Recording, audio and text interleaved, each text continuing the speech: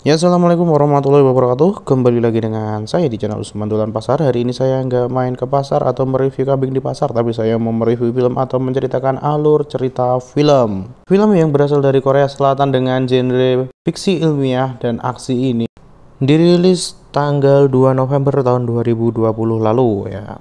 Termasuk film yang baru, teman-teman. Oke, kita langsung aja ke sinopsisnya.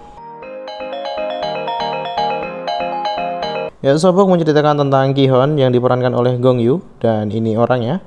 Seorang mantan agen dari perusahaan intelijen yang bertemu dengan klona manusia pertama bernama Sobok. Ini orangnya yang diperankan oleh Park Bo-gum.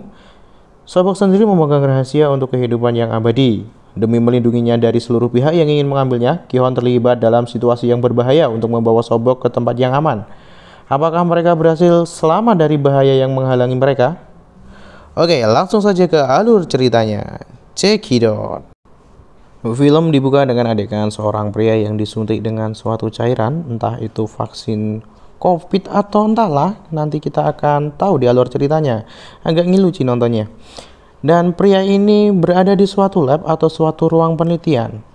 Lalu scene berganti dengan adegan seorang pria yang sedang menulis hasil penelitian. Ia pun bangun dari tempat duduknya dan melihat ke jendela karena ia melihat sesuatu, dan ternyata itu adalah drone yang terbang di depan jendelanya. Dan tak disangka, drone itu meledak hingga menyebabkan sang pria ini tewas, dan film Sobok pun dimulai.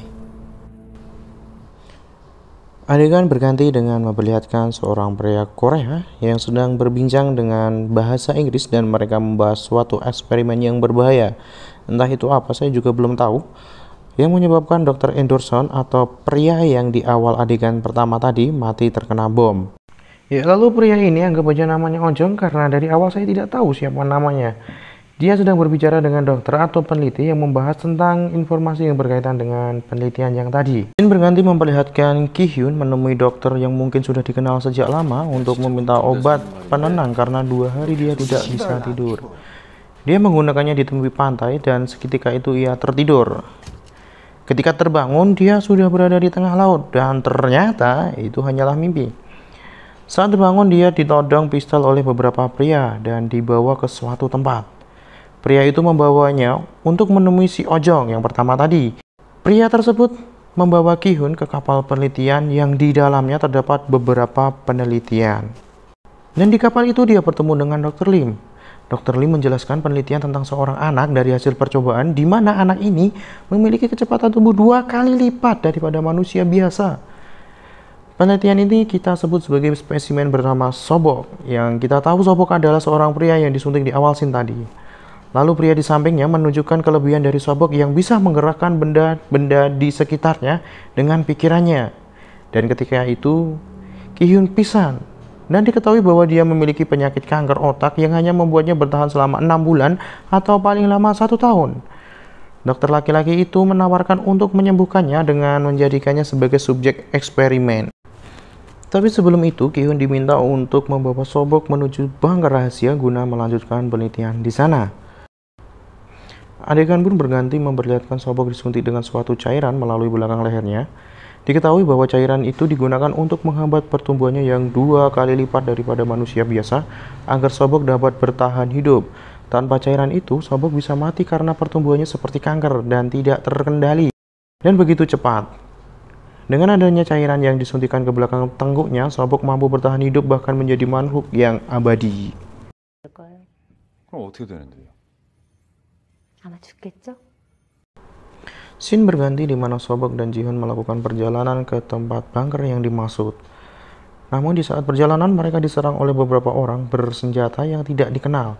Mereka diberondong peluru hingga menyebabkan mobil pengawal yang ada di depannya terguling. Semua pengawal dan dokter yang ada di dalam truk tewas semua. Singkat cerita, Ki-hyun dan Sobok tertangkap dan mereka dibawa ke suatu tempat. Saat penculik akan menyuntikkan cairan penenang atau obat yang disuntikan di belakang tengguk Sobok, ia memberontak dan mengeluarkan kekuatan telekinesis yang sangat luar biasa dan menyebabkan penculik tersebut merasa kesakitan dan truk pun menjadi porak-poranda. Sobok dan Ki-hyun mampu melawan tentara-tentara yang ada di sana dan kabur dari sana menggunakan truk itu. Setelah mencapai tempat yang aman, Ki-hyun menelepon si Ojong untuk memberitahukan keadaan dan posisi mereka.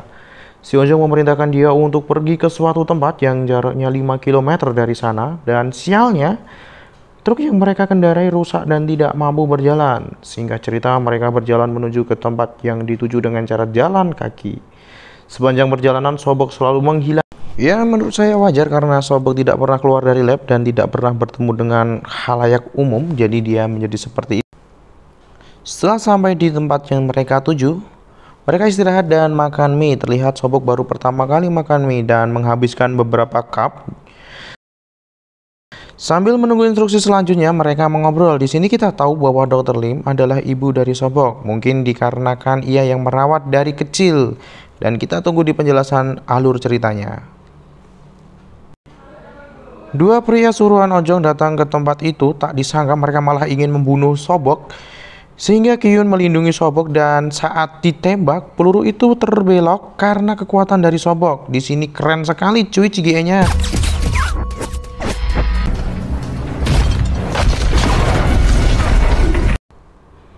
Singkat cerita, Ki-hyun tahu bahwa Ojong adalah dalang dari penyerangan sejak awal. Lalu Ki-hyun memutuskan untuk menghubungi pihak lab dan pihak lab memberikan jaminan perlindungan terhadap mereka. Di sini diceritakan tujuan dari Ojong ingin membunuh Sobok karena ia telah bekerja sama dengan pihak Amerika. Dan pihak Amerika ingin membunuh Sobok atau menginginkan kematian Sobok karena berasumsi karena Sobok dapat memberikan serum anti atau semacamnya melalui ekstrak dari tulang sumsum belakangnya yang dimana mampu memberikan kesembuhan dari segala jenis penyakit dan membuat manusia bisa menghindari kematian dan melawan takdir, dan itu bisa membuat manusia serakah. Itu yang menurut mereka loh ya. Kembali lagi ke cerita Sobok. Sobok menolak ikut dan ingin menuju Ulsan. Ada apa di sana kita akan tahu sebentar lagi. Di perjalanan keadaan Sobok semakin memburuk karena dia tidak mendapatkan suntikan khusus. Singkat cerita, mereka mengisi bensin di pom bensin dan Ki-hyun meninggalkannya untuk ke belakang. Tanpa diketahui, Sobok turun dari mobilnya dan masuk ke minimarket yang ada di sana dan terlibat perkelahian dengan anak remaja yang ada di sana. Ia melemparkan pemuda itu hanya dengan menatapnya.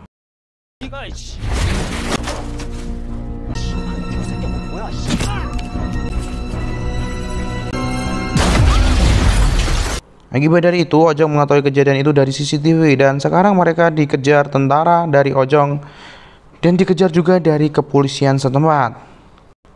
Singkat cerita, mereka sampai di pantai dan mengobrol. Ki-hyun menceritakan tentang masa lalunya yang kelam saat ia mengkhianati rekannya dengan menghanyutkannya ke laut. Dari raut wajahnya terlihat Ki-hyun sangat menyesali hal itu. Lalu Sobok membuat atraksi yang keren sekali CGI-nya untuk menghibur Ki-hyun.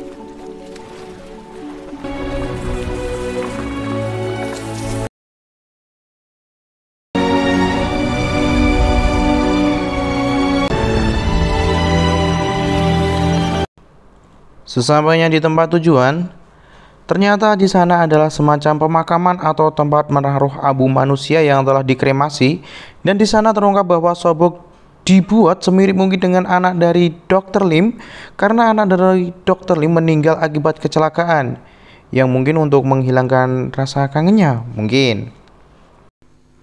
Setelah dari tempat itu, Sobok memutuskan untuk pergi ke lab karena dia sudah tidak punya tujuan lagi. Dalam perjalanan, keadaan Sobok semakin parah dikarenakan dia tidak mendapatkan suntikan khusus. Hal itu membuat si Ki-hyun panik dan sambil ngebut mereka dikejar-kejar tentara suruhan dari si Ojong, ditambah lagi polisi setempat. Singkat cerita, mereka sampai di lab dan sesampainya di sana, pihak lab adu tembakan dengan pihak Ojong dan polisi. Dan seketika itu, Ki-hyun pun pingsan dan mereka langsung dibawa ke dalam lab.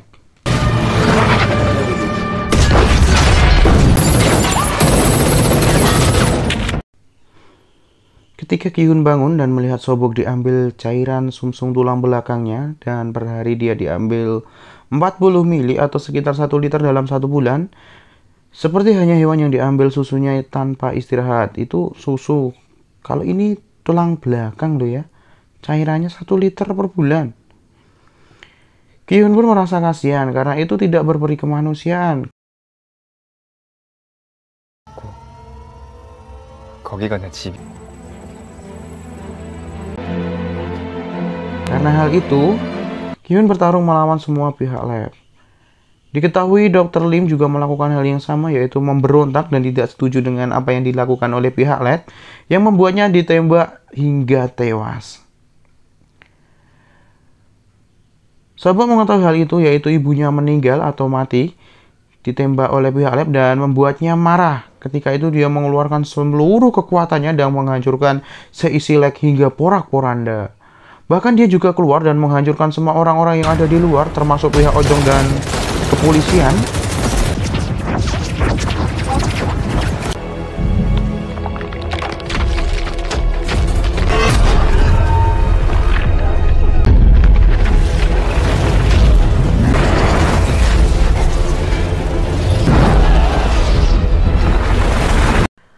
Ia mengerahkan seluruh kekuatannya hingga membuat semua tentara bayaran terlempar dan kuncar-kacir. Sobok mengeluarkan darah dari telinga dan mulutnya karena ia menggunakan kekuatan yang berlebihan. Ki-hyun seketika itu ingin menyelamatkan Sobok dengan menggunakan mobil. Namun ternyata Ojong dan kawan-kawan masih hidup dan mereka memberondong tembakan ke arah Sobok. Bahkan Ojong menggunakan senapan penembus mobil baja yang membuat Sobok terpental.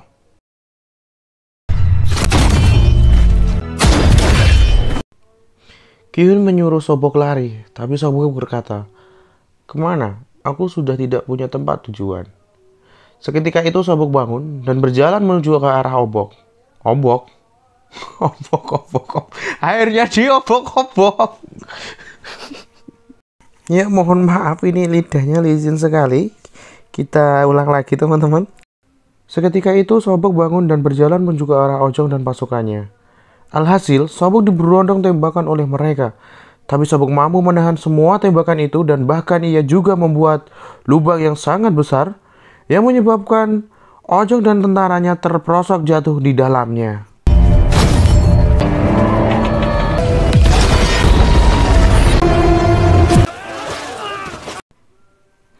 Di dalam lubang itu ternyata terdapat pipa saluran minyak yang mudah terbakar.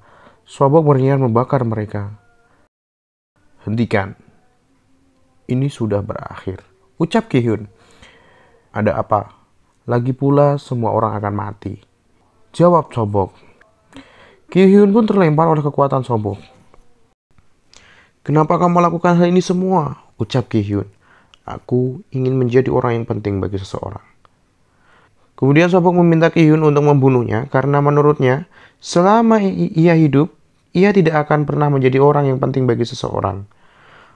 Mungkin karena ia sudah tidak punya tujuan karena ibunya juga sudah ditembak mati.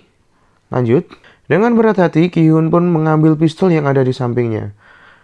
Karena jika Ki-hyun tidak menembak Sobok, maka ia akan membunuh semua orang yang ada di lubang. Dan dor, ia menembak Sobok hingga tewas. Terlihat Ki-hyun pun amat sangat bersedih atas kematian Sobok. Dan film pun berakhir. Menurut saya, film ini termasuk film action Korea terbaik yang pernah saya tonton. Garapannya bagus, CGI-nya mengesankan, dan tidak kalah dari film Hollywood. Dan film ini memberikan banyak pesan moral kemanusiaan yang salah satunya menghargai kehidupan dari setiap makhluk hidup. Dengan adegan di mana Ki-hyun menghentikan Sobok yang akan membunuh semua tentara, walaupun tentara-tentara tersebut membahayakan kehidupan Ki-hyun dan Sobok. Cukup sekian rangkuman film cerita hari ini dan sampai jumpa di episode selanjutnya.